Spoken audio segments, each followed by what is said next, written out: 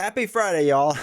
Thank God, this has been a long week. Actually, okay, so obviously you could tell, right? I'm wearing the same sweatshirt. The room is set up exactly the same. I'm drinking the same cup of coffee. I do this all on a Monday, right? It's currently Monday as of recording this. So I batch record because the easiest way for me to record is to batch record and batch edit and blah blah blah blah. Anyway, it feels like it should be Friday already, right? Like this week is going so slow, and it's midday. It's midday on a Monday. Anyway, moving on. Today we're continuing our 2 card review. This is still Groot we're going through. We're going through his basic cards. Are these the last two? These might be the last two, actually. So these are the last two basic cards in like Groot's pack. Even though he doesn't really get like an official pack, but he does, but doesn't. Whatever. It's the Groot deck. So I'm excited to go through these. This is always, like I said, always a fun series. And then after, I guess next week we'll be starting with Rocket, so it's kind of cool how that worked out. So yeah, let's go check out some cards. As always, there is a podcast version of this. If you want to listen to it, go into your favorite podcast platform. Make sure to subscribe to the channel, follow along, leave a review, whatever it may be. All that stuff really helps out. Really appreciate it. And if you want to support this channel, you can join us at the YouTube members. I think there's a join button right below in the video. Just hit join. Lowest tier is 99 cents. If for some reason you're on your phone and it says more than 99 cents, like go onto a computer. App stores usually charge more. Just fun fact, generally speaking. So yeah, go do that if you want to support this channel, or you can go over to patreon.com/D20 where we can support the channel there. Okay. This is the Groot and Rocket team up card. So, Flora and Fauna, a 1-cost event. Again, basic card, team up for Groot and Rocket, max 1 per deck. Hero action, place 2 growth counters on Groot to a maximum of 10, and ready him, or place 2 charge counters on Rocket, a Rocket Raccoon upgrade. I can't read today, and ready that upgrade. Now, personally, I like this more for Groot, but it might be because I'm like more of a Groot player, right? So I might be like just inherently biased on this. Now, I enjoy team up cards. They're obviously harder to pull off as a solo player, but if I'm playing 2-player, it's something I vast majority of the time will throw into the deck, right? Especially for those that don't know, I think I've mentioned this before. When we talk about house rules for Marvel Champions, I don't really have any except for one. If there is a team up card that can replace the signature allies for the 2 heroes I'm playing, then I'll do that, right? So this doesn't apply to Groot and Rocket because they don't have signature allies of each other.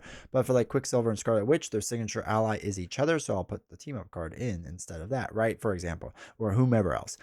So that's just like a weird house rule. I know I mentioned that randomly. I don't know if I mentioned it here, so might as well. But anyway, I like this team up card. I think it's actually a pretty strong team up card for a 1-cost event. Readying up Groot, I think is fine, but the growth counters is always really nice to just kind of keep them going. The charge counters on Rocket, I can see being useful, and more so to ready up an upgrade for Rocket, I could see being really useful too. Again, I just don't play Rocket as much, so it just doesn't, I don't know, it doesn't feel the same to me. But I enjoy the team up cards. I actually really like the team up cards. I wish you could have more than 1 per deck. Like that feels like a weird restriction. Like I wish you could do 3, but just let me do 3. Like they're not that powerful, right? They're kind of strong, but not that strong. So it feels always kind of weird. But whatever, right? Beggars can't be choosers at this point. So anyway, I think this is a pretty good card. I like it and enjoy it, and yeah, I think it's, I gotta tier rank the team up card someday. I think that'd be a fun video. Maybe we'll do that. But I think this would be pretty high up there because I enjoy it. So let me know down in the comments if you enjoy this card or not. All right, so the next one is a Bonkers card, and this is a basic upgrade. It's a 1-cost upgrade, Deft Focus. It's a skill, max 1 per player. Here action, exhaust Deft Focus, reduce the resource cost of the next superpower card you play this turn by 1. Crazy. So it's interesting this comes in the Groot deck, but it is because if you look at Groot's stuff, I don't know if it'll really show it. He has actually a lot of superpower cards, right? I am Groot is superpower. I am Groot is superpower.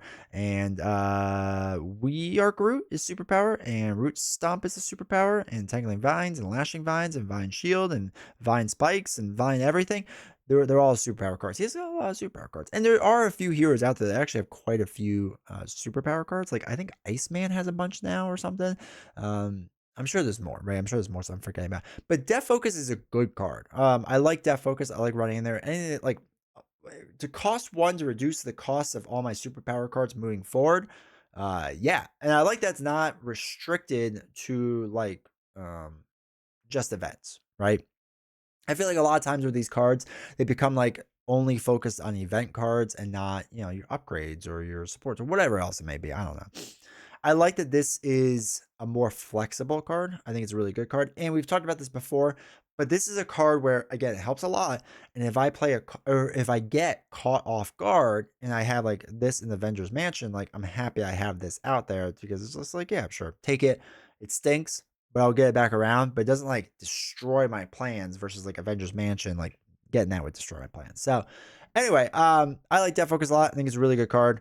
I think it's really strong. I think they're reprinting it now. I think it's in the Magneto deck, if I remember the rumors, but I'm not 100% sure because I don't really remember. I feel like someone told me that, uh, but it might not be. I don't know. But I'm sure they'll reprint it at some point. So anyway, yeah. So we have the team up card, which I think is great. Death Focus Red, which I think is great. Like I said, let me know your thoughts about these cards. Really interested in hearing a bit about. All right, that's it for the week. Like I said, hopefully you've been enjoying this series. These videos are always like quick and easy to do, but I think they're fun because it's fun to just look at older cards and go, should I be using this card more often? Right? Should I be using? And like, hopefully that's some of the inspiration you're taking from these videos. Is just like, hey, is this something I should be looking at? Is this something worth checking out? If it has been, let me know. Leave me a comment on this video or any of the other ones. Let me know what you thought about this series, how you like it. We've got a long way to go till we still catch up, which is really nice. So we'll keep doing these videos Monday through Friday. Thank you all for sticking around this entire week. Appreciate it. Thank you for the support, and I will see you all next week.